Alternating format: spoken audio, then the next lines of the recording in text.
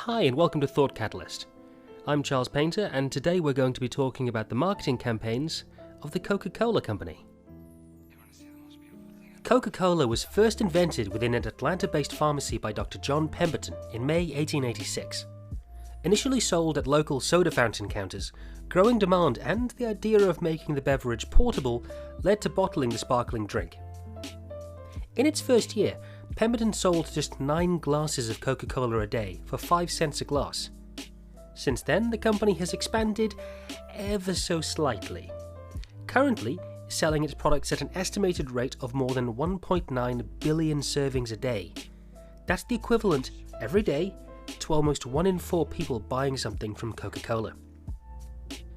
The Coca-Cola company is one of the most recognized companies in the world, and it's certainly the world's biggest drink company. They control more than half the global market in carbonated soft drinks, as well as a substantial chunk of the somewhat larger non-carbonated segment. It owns 4 of the world's 5 biggest selling soft drinks, with Coca-Cola being the world's best known and most valuable non-technology brand. Within its portfolio, the company holds more than 500 brands including Fanta, Sprite and Relentless. Within these, they produce over 3,500 varied products, spanning from sodas to bottled water to iced teas and coffees. Despite an estimated 94% of the world's population recognizing the red and white Coca-Cola logo, nearly 10% of their revenue, $41 billion, was spent on advertising and marketing campaigns last year. This astronomical $4 billion was spent on a diverse range of campaign tactics across multiple geographic regions. As with many things in the world, ironically, the companies that are the most well recognized possessed the highest budget for their advertising and public image. Luckily, this hefty budget allows Coke to experiment and get creative with their marketing, providing the opportunity to remind us why they're as successful as they are. Now, what is the Coca-Cola brand built upon? Well, it's this secret: training our brains to associate the brand with a good feeling, be that happiness, relaxation, friends, love, anything, rather than the soda itself that makes them good at what they do. Now, we're going to go through a few examples here. First of all, let's have a look at the 2015 Christmas advert. For many, the arrival of the iconic "Holidays Are Coming" Coca-Cola truck, it's a highlight of the period, building excitement for Christmas. The ad might be 21 years old, but interest in it shows little sign of diminishing as it brings out everyone's nostalgic side. The focus of last year's A Coke for Christmas ad follows a young boy who aims to spread the joy through giving Coca-Cola to those who are making Christmas a reality, including a dad, a shop assistant, and Santa Claus himself. Now, the important aspects of the advert is that it targets the whole family. The ability to provide the experience for the entire family is essential. The commercial itself closely follows Coke's primary principles in their advertising. Rather than attempting to sell a drink, Coke focuses on selling an abstract positive concept, such as happiness, family, and sharing. As we can see, Coke have become experts at selling these non-concrete conceptions.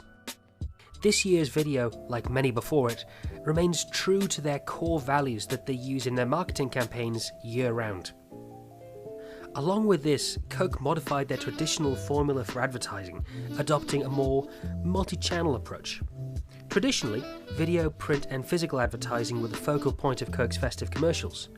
However, this year saw the addition of Coke TV and social media via hashtags and a Coke emoji. This was an attempt to broaden their influential radius. Now, the next example we're going to look at is called Share a Can. Now, Coke's Share Happiness campaign has been one of the key pillars of their advertising machine. This involved multiple previous strategies such as the Coke Hug Me machine and the hugely successful debranding tactic, which we'll talk about in a few minutes. However, the Coca-Cola Sharing Can may have successfully created the most literal rendition of sharing a Coke. The regular-looking can of Coke can be twisted to become 2 mini cans, allowing probably one of the easiest methods for sharing a Coke on the move.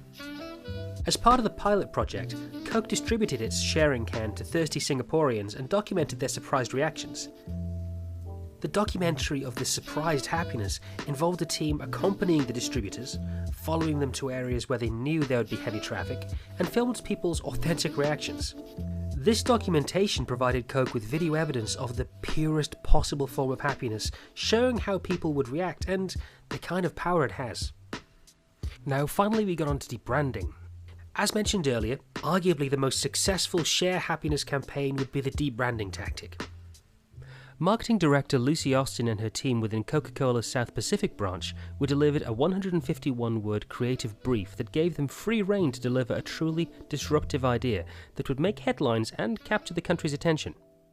The resulting campaign, known internally as Project Connect, based on its ambition to both strengthen the brand's bond with Australia's young adults and inspire shared moments of happiness with the real and virtual worlds, it became known as Share a Coke. The primary concept behind this was the swapping out of Coke branding on bottles and cans in favour of 150 of the most popular names in Australia, allowing Coke to reach 42% of the population.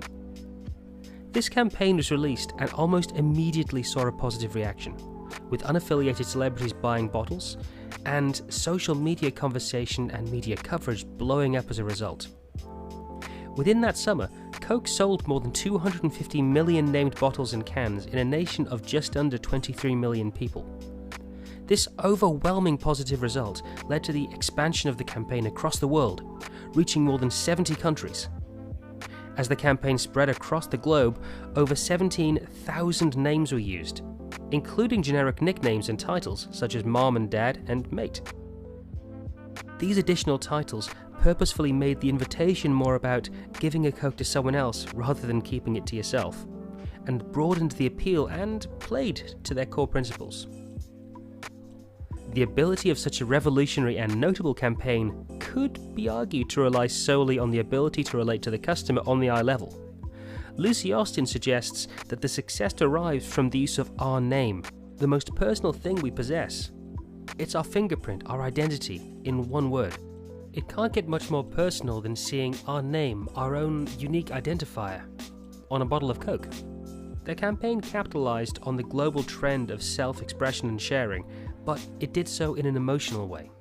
Coke's advertising team have released its fair share of interesting campaigns, some with more success than others, but few could be called an outright disaster, with the possible exception of New Coke. The continued pursuit of alluring and revolutionary advertising tactics by Coke is sure to assist the sales of their products worldwide, and will not be likely to go anywhere anytime soon. As you can see, Coca Cola have shown that by engaging with their customers and not just shouting from the rooftops about how great they are, they're able to grow year on year and build a brand loyalty and a brand awareness that you just don't see in many other sectors. And it's a lesson that a lot of companies could do with learning. We hope you've enjoyed this video. If you'd like to see more of what we do, please remember to like, share and subscribe, and we'll catch you again next time. Goodbye.